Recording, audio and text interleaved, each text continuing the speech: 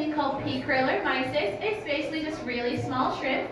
And Alex is going to evenly distribute it as much as she can throughout the tank. Now you're going to notice all the fish are going to kind of swarm and follow her. So when their looks fool you, these guys are not starving whatsoever. They're pretty well fed. They get fed every odd hour throughout the day here at the aquarium, about when we open and when we close. We feed them nothing but the best. Now besides what these guys get fed every odd hour, which is that bottle of pea krill and the algae sheets, these guys will also get fed 2 quarts of clams each day. They also get 2 heads of bok choy lettuce, about a quart of pellets, wafers, and gel food thrown in throughout the day. And every Tuesday, Thursday, and Saturdays, these guys also get a quart of S-krill, which is basically a bigger version of what they're getting fed now.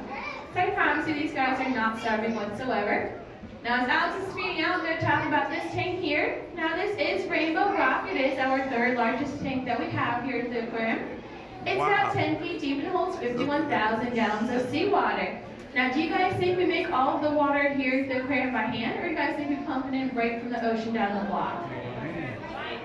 By hand? Yep, we can't trick you guys. We make all of our own salt water here at the aquarium by hand. Now, we do that for a few different reasons. One of them being that just each one of our tanks represents a different region or area around the world. We want to be able to make the water unique to those areas, control things like the pH, temperature, salinity, basically water chemistry or quality. So this tank here represents the Indo-Pacific, which is anywhere from about Madagascar to Hawaii. So we actually wouldn't be able to find any fish in here off our own coast. You don't want to put fish alongside the ocean water in Atlantic, they won't do too well. Now we also want to make all of our own salt water just because sometimes the ocean can contain things like pollutants, bacteria, or parasites. We wouldn't want to accidentally pump any of that in here, cause the animals to get sick or hurt at all, or even potentially cause Alex to get sick or hurt. She's showing off her best answers for you guys this morning. Now going off of that, you guys are going to see all the nice, large, lovely coral in the tank. Do you guys think the coral is real or do you think it's fake? Real. Some say real, some say fake. It's really fake. Ah. All the coral in this tank is going to be fake or artificial. The reason for that is this coral's a live, living animal. It only grows about a square inch or less per year. Kind of depends on the species. To get to this size in here, it could take anywhere from about 1,000 to 100,000 years. We've only been open since 1997 here at the aquarium, so there's no way for this coral to get to this large size in that short period of time. It can be hard to transport coral once it gets to a larger size, and even though Alex is a really good diver, sometimes she might accidentally kick a piece of coral. If it were a real coral, even the slightest little thing could potentially cause it to break off, die, and potentially kill the whole entire colony. We wouldn't want that to happen at all. Now we do have one tank filled with live living coral. That's going to be over in the living gallery, the hallway right opposite this one, where the sea dragons and octopus are. It's a pretty cool tank.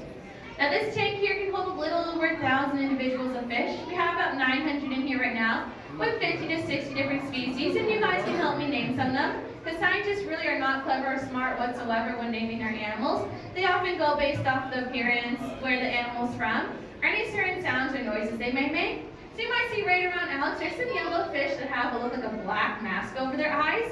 Now what kind of land animal with a black mask over its eyes likes to go through our trash at night? A raccoon, right? So those guys are called raccoon butterfly fish. They have that same black mask over their eyes, just like raccoons do.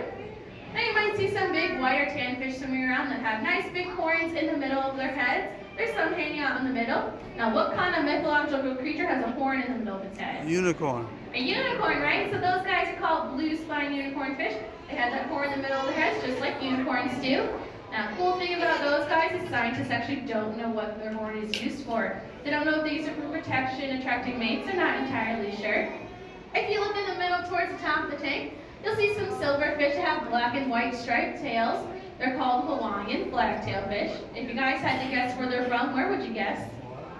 Hawaii, right? And they get the name flagtail because their tail kind of looks like a flag blowing in the wind.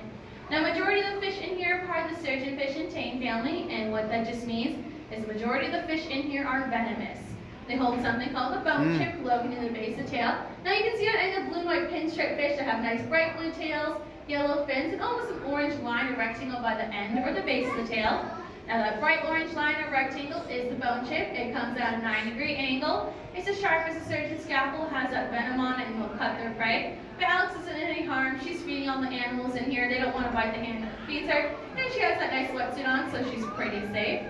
Now we can go ahead and talk with Alex. Now I could sit here all day and keep talking about her. She would have no idea what I'm saying to her. That's because she's under 10 feet of water. She's also behind about 6 inches of acrylic. Now we do use acrylic instead of glass here at the aquarium. It's just a really hard, durable plastic. If it gets a crack in it, it's not going to shatter like glass does. Doesn't magnify the size of the animals either, so this stays their true size. The only tank where it does alter the size of the animals is the shark tunnel right behind you guys. Since it's so heavily curved, it just makes the animals look 15 to 30% smaller than what they actually are. But the only downside just dulls the color of the animals. So all the nice bright reds, yellows, oranges, actually even more bright and vibrant than theirs. But in order to talk to each other, we do just have to use hand signals. Now I can ask Alex if she's doing okay. Now she's doing great this morning. I can ask her to do some tricks, and I can ask her to go right on up to the surface for me, and she'll go right on up. And then I'll just ask her to come right back down, and she'll come right back down for me. Now, do you guys think I should play a trick on Alex? Yeah? Alright, I can be a little mean if I want, and I can tell Alex there's a shark in here, but there's no sharks. It's a raw tank. She falls for it every single time. She never remembers that there's no sharks in this tank. Would you guys like to see her do another trick? Yeah. Alright, I just need everyone's participation in it though. She will call you out if she doesn't see you doing it. And she can see you guys just as well as you can see her. She can see you all the way in the back as well. But it's really simple. It's just a circle over your head like this. And she can be a little stubborn sometimes. She is not afraid to call you out. Like I said, she's not afraid to call you out. If it looks like she's pointing at you, she probably is. Like I said, she can be stubborn. She'll point you out. She can see you all the way back. Alright, you guys made her happy. A+ for participation. You can put your hands on down. Now, if you can't see Alex, don't worry at all. Her trick will float. Now, she's going to do something called bubble rings for you guys. You can practice this at home, on like a pool or bathtub. It does take a good bit of practice, but Alex is pretty good at that. Now, you guys might notice while walking around here at the aquarium today that we don't have any whales or dolphins here in captivity. Actually, this is South Carolina state law. We're actually the only state in the country where it's illegal to house whales or dolphins in captivity. We've been that way since about 1962. So instead, we just have to train Alex to do tricks for us. But she's doing a fantastic job. Now she's going to go ahead and do it again for us. She might try to do some double bubble rings. If she's feeling really ambitious, she might try to do some triple bubble rings. We haven't figured out how to get the fish to swim through the rings yet, but we're still trying to work on that one.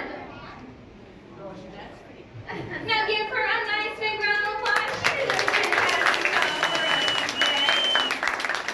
Now this is the part where you guys can go up and interact with our lovely fish. Alex can come take pictures with her. Give her a nice big high five, maybe a fist bump. She'll give you guys one right on back.